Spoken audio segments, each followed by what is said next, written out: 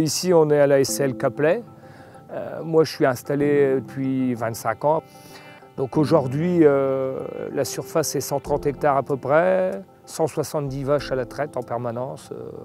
Ici, sur l'exploitation, mon épouse, moi, plus un salarié et demi.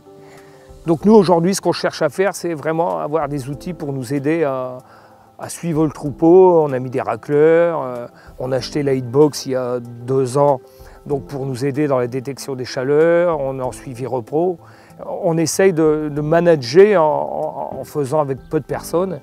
Donc nous, de toute façon, ici, le but, c'est d'ici 3 à 4 ans, produire 2,3 millions, 2,4 millions litres de lait. C'est ce que je disais tout à l'heure, il faut avoir un gros cheptel génisse pour avoir les vaches de demain.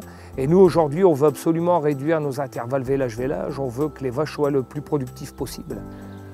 Pour moi, la Heatbox, sa première fonction, c'est vraiment de détecter tout ce que je ne vois pas dans mon cheptel, la nuit, le matin, et c'est vraiment un outil de détection des chaleurs. Par rapport au suivi repro, à la fin de la journée, quand on a fini le suivi repro, s'il y a quelques vaches sur lesquelles on a eu des doutes ou sur lesquelles on ne sait pas trop sur les chaleurs et tout, là on va voir à la Heatbox et on regarde s'ils sont cyclés, s'ils ne sont pas cyclés, mais c'est toujours en fin de suivi repro.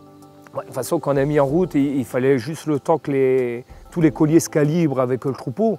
Mais non, au bout de 8-10 jours, on commençait à travailler. On commençait vraiment à voir des chaleurs qu'on a pu détecter, des vraies chaleurs, quoi.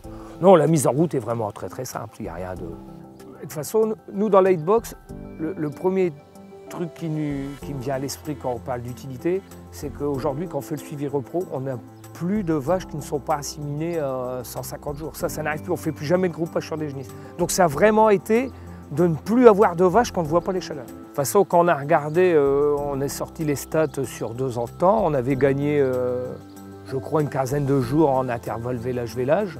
Quand on a fini le travail le soir à 19h30, 20h, c'est porte close jusque le lendemain à 5h, 5h30 quand on arrive. Moi, si j'avais quelque chose à dire, un conseil à donner à quelqu'un qui investit, c'est de faire confiance à la machine. Parce que la machine, elle détecte des choses que nous, on ne peut pas voir.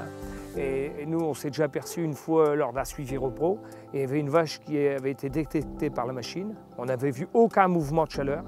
Et quand le technicien a mis la main dans la vache, elle était vraiment en chaleur et on l'a assimilée et il y a eu gestation.